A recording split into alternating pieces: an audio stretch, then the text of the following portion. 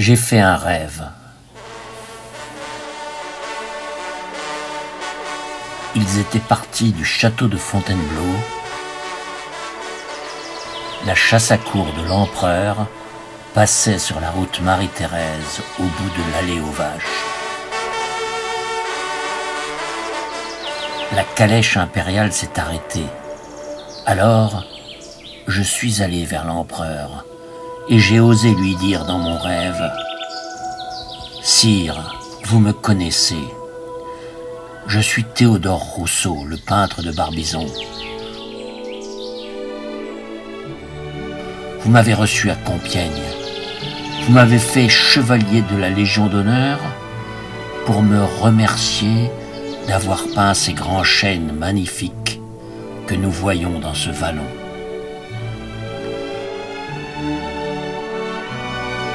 Sire, vous êtes l'empereur des Français. Vous êtes en train de faire de Paris la plus belle ville du monde. Le monde se transforme avec le charbon et le fer. Toutes les grandes villes de France vont bientôt être reliées à Paris. Le chemin de fer arrive déjà à Melun.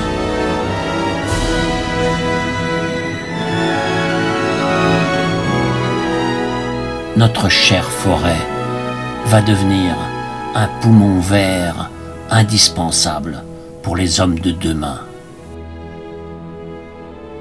Sire, soyez l'empereur qui protège les arbres.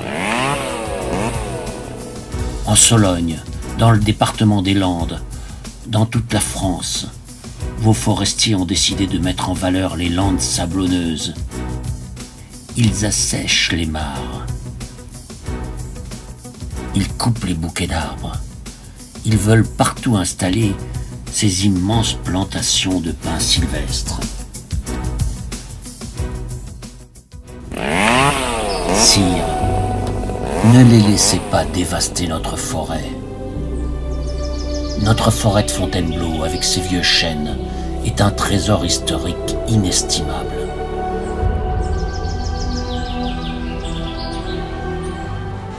C'était le domaine des chasses des rois.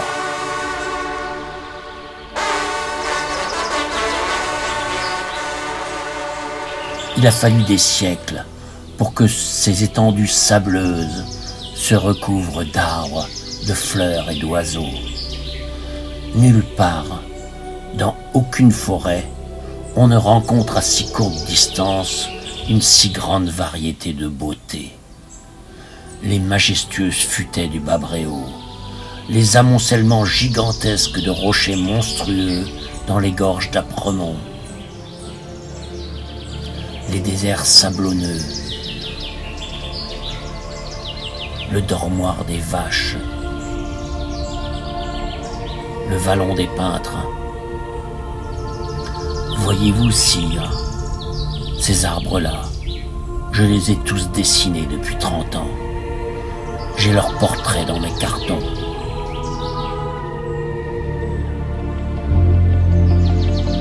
Sire, soyez l'empereur qui protège les arbres. Les forestiers de Monsieur Boisdivers sont sans pitié. Ils viennent marquer ces vieux chênes pour les abattre et ils veulent les remplacer par ces plantations monotones de pins sylvestres.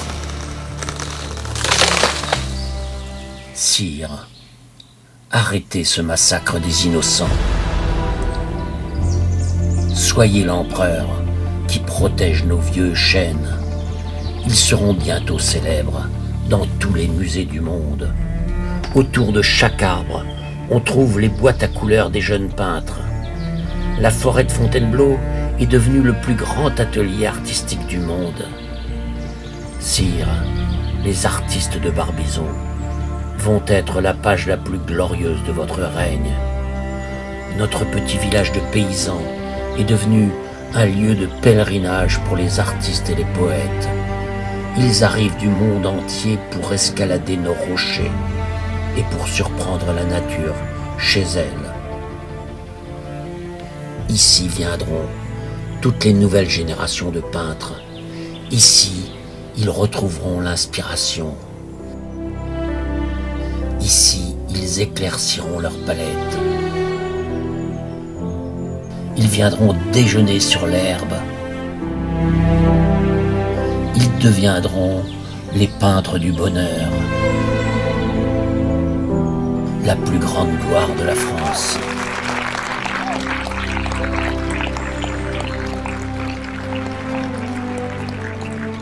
Ici viendront tous les amoureux des arbres et de la nature. Sire, faites de cette forêt un morceau de nature préservée.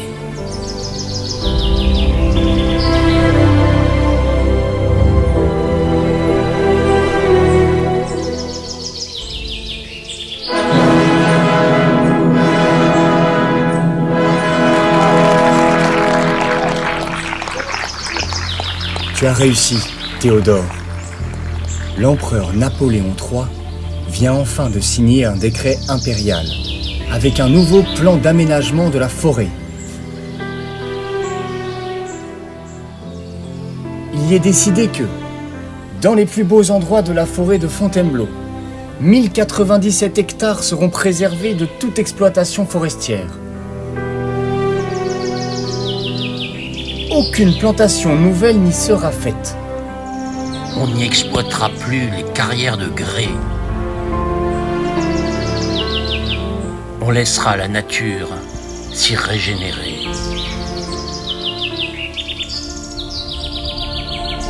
Les vieux arbres séculaires n'y seront plus abattus.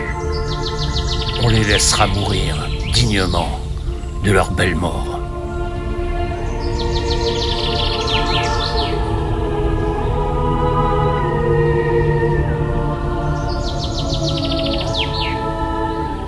Les séries artistiques de Fontainebleau seront donc comme un musée dédié à la nature et réservé aux artistes et aux promeneurs.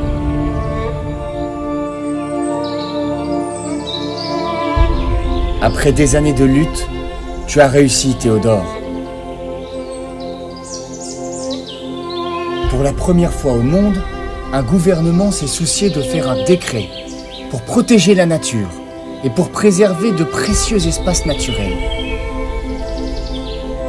Théodore, ton message va s'étendre au monde entier. Les artistes américains qui sont venus à l'auberge Gann ont porté ta passion et tes tableaux dans tous les musées de l'Amérique. Dès 1864, ils ont commencé eux aussi à préserver la nature au parc Yosemite. En 1872, à Yellowstone, ils ont décidé de créer le premier parc national au monde. Un siècle après, Théodore, c'est sur ces lieux où tu venais peindre, à l'Ermitage de Franchart, qu'est fondée l'Union internationale pour la protection de la nature. Ta chère forêt de Fontainebleau va être classée réserve de biosphère de l'UNESCO.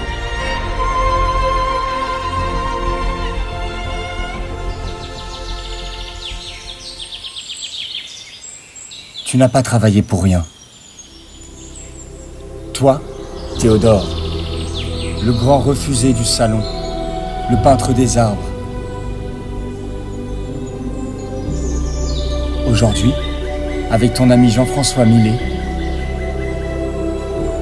à l'entrée de la forêt, sur ce médaillon, perdu au milieu des arbres et des rochers, vous invitez toujours les promeneurs et les artistes à prolonger votre regard.